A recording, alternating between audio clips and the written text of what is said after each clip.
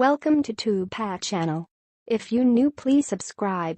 Life story of Charlie Chaplin. Overview of his life. Childhood. Charles Spencer Chaplin was born in London, England, on April 16, 1889. His father was a versatile vocalist and actor, and his mother, known under the stage name of Lily Harley, was an attractive actress and singer who gained a reputation for her work in the light opera field. Charlie was thrown on his own resources before he reached the age of 10, as the early death of his father and the subsequent illness of his mother made it necessary for Charlie and his brother, Sidney, to fend for themselves.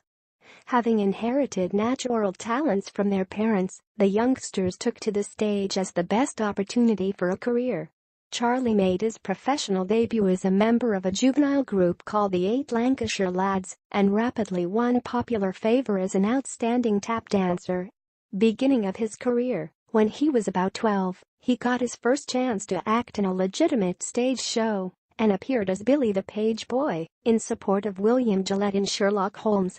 At the close of this engagement, Charlie started a career as a comedian in vaudeville, which eventually took him to the United States in 1910 as a featured player with the Fred Karno Repertoire Company. He scored an immediate hit with American audiences, particularly with his characterization in a sketch entitled The Night in an English Music Hall. When the Fred Karno troupe returned to the United States in the fall of 1912 for a repeat tour, Chaplin was offered a motion picture contract. He finally agreed to appear before the cameras at the expiration of his vaudeville commitments in November 1913, and his entrance in the cinema world took place that month when he joined Mack Sennett and the Keystone Film Company. His initial salary was $150 a week, but his overnight success on the screen spurred other producers to start negotiations for his services.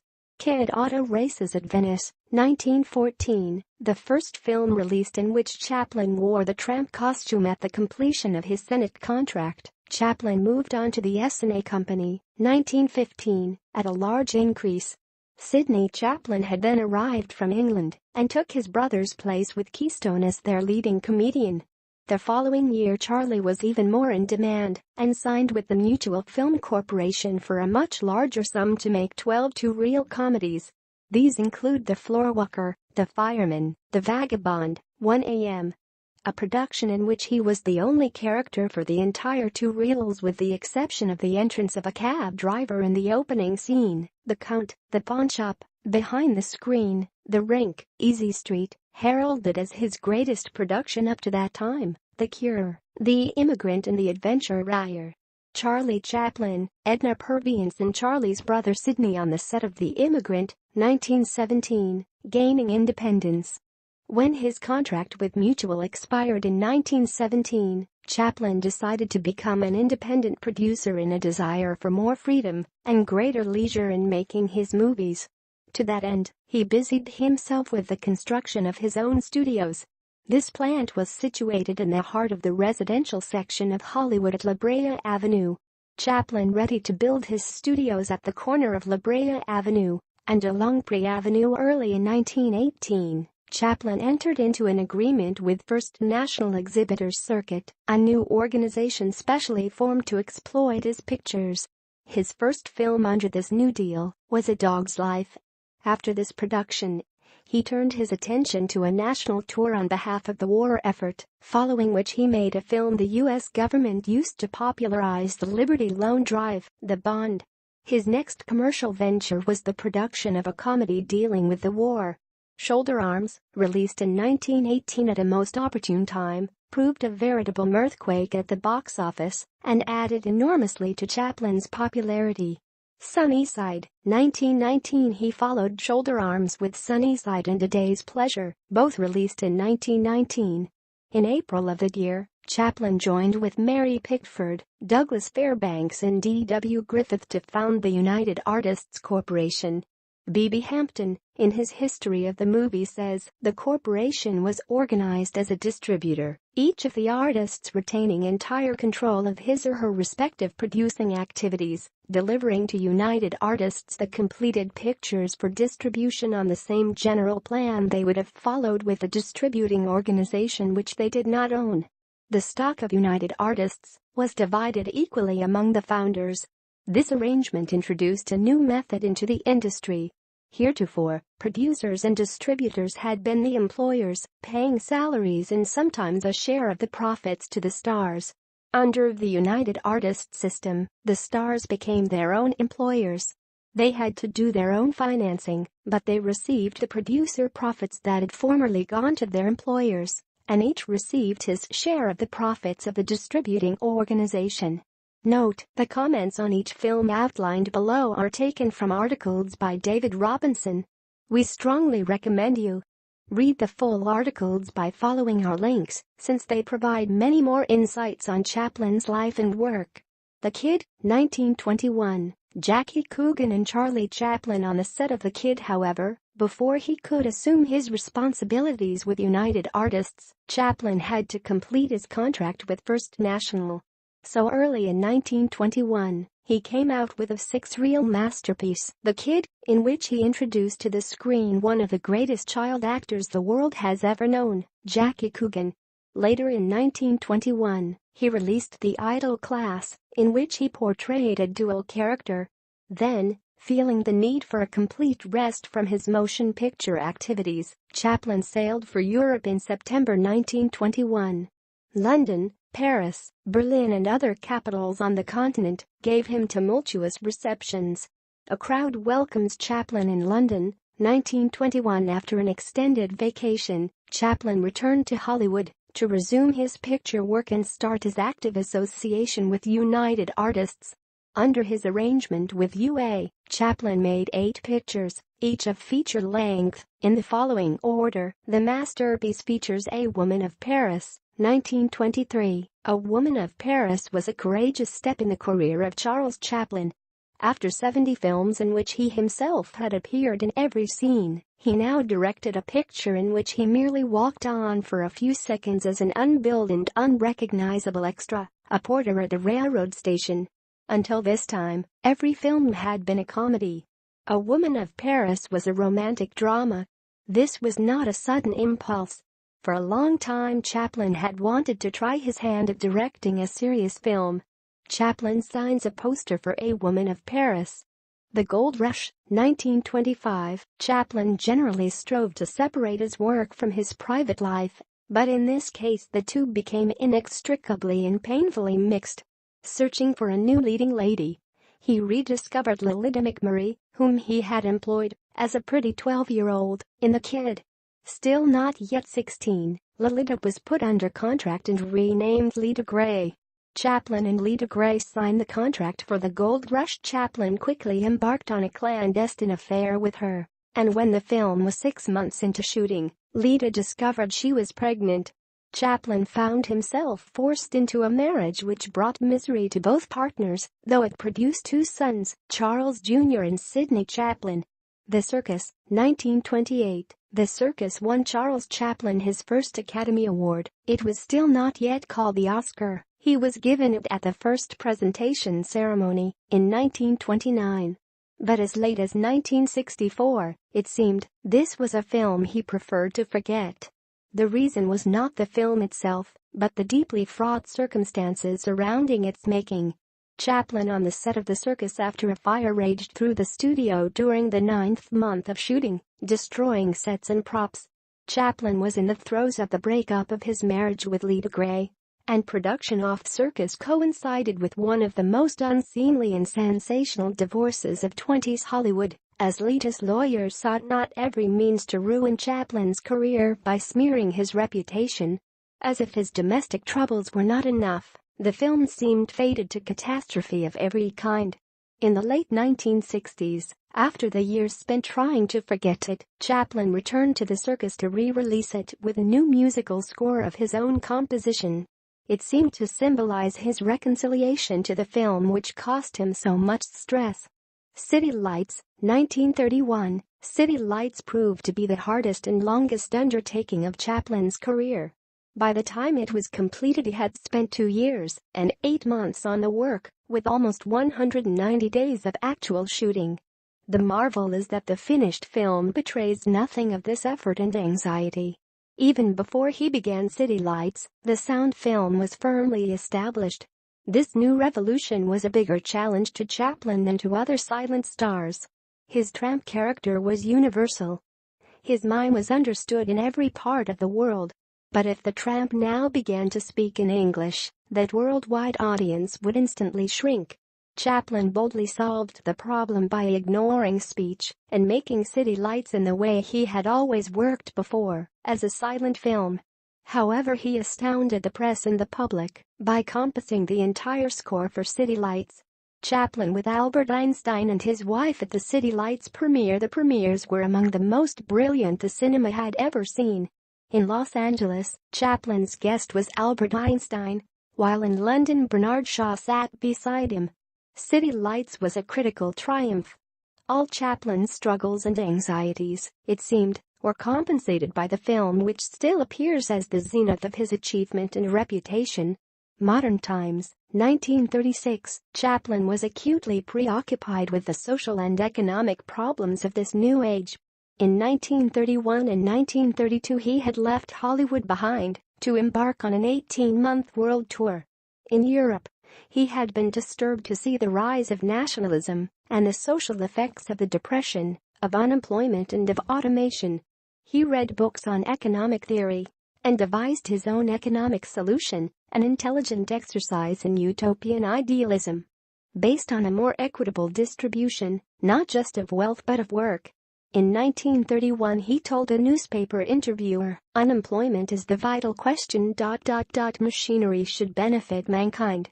It should not spell tragedy and throw it out of work." Chaplin, out of costume, rehearses the famous feeding machine sequence in Modern Times. Chaplin set out to transform his observations and anxieties into comedy.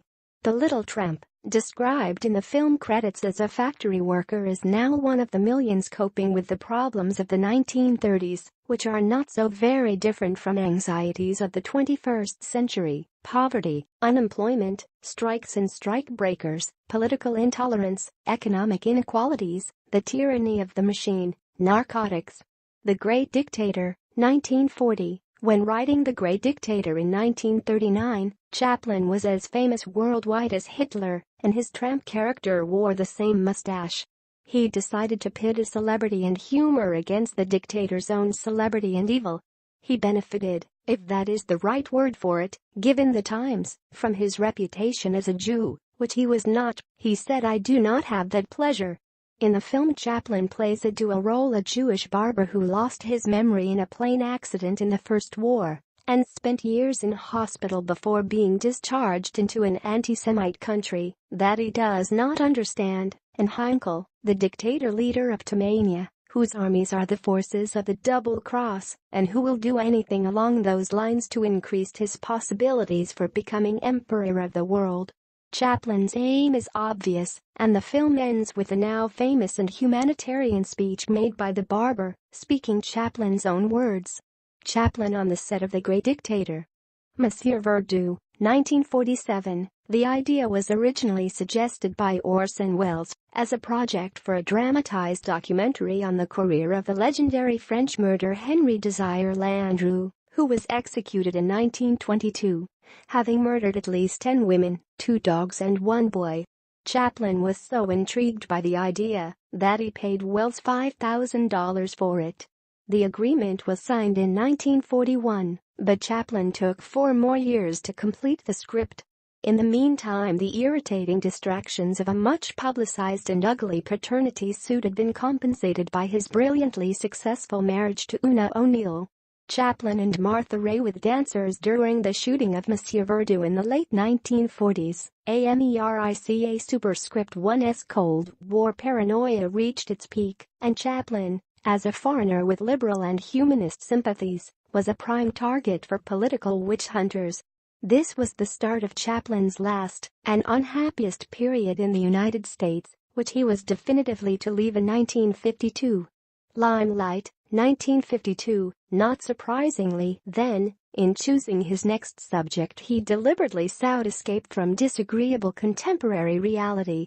He found it in bittersweet nostalgia for the world of his youth, the world of the London music halls at the opening of the 20th century, where he had first discovered his genius as an entertainer. Buster Keaton and Chaplin in Limelight, 1952. With this strong underlay of nostalgia, Chaplin was at pains to evoke as accurately as possible the London he remembered from half a century before, and it is clear from the preparatory notes for the film that the character of Calvero had a very similar childhood to Chaplin's own. Limelight story of a once famous music hall artist whom nobody finds amusing any longer may well have been similarly autobiographical as a sort of nightmare scenario. Chaplin's son Sidney plays the young, talented pianist who vies with Calvero for the young ballerina's heart, and several other Chaplin family members participated in the film. It was when on the boat traveling with his family to the London premiere of Limelight that Chaplin learned that his re-entry pass to the United States had been rescinded based on allegations regarding his morals and politics. Chaplin therefore remained in Europe and settled with his family at the Manoir de Ban in Corsier-sur-Vevey, Switzerland, with view of lake and mountains. What a difference from California! He and Una went on to have 4 more children, making a total of 8. A King in New York, 1957, Charles Chaplin and his son, Michael, in A King in New York, 1957. With A King in New York, Charles Chaplin was the first filmmaker to dare to expose, through satire and ridicule, the paranoia and political intolerance which overtook the United States in the Cold War years of the 1940s and 50s. Chaplin himself had bitter personal experience of the American malaise of that time. To take up film making again, as an exile, was a challenging undertaking. He was now nearing 70. For almost 40 years he had enjoyed the luxury of his own studio and a staff of regular employees who understood his way of work. Now, though, he had to work with strangers in costly and unfriendly rented studios. The film shows the strain. A Countess from Hong Kong. Charlie Chaplin directing Marlon Brando and Sophia Loren in 1966. He produced his last picture, A Countess from Hong Kong, for Universal Pictures, his only film in color, starring Sophia Loren and Marlon Brando. The film started as a project called Stowaway in the 1930s, planned for Paulette Goddard.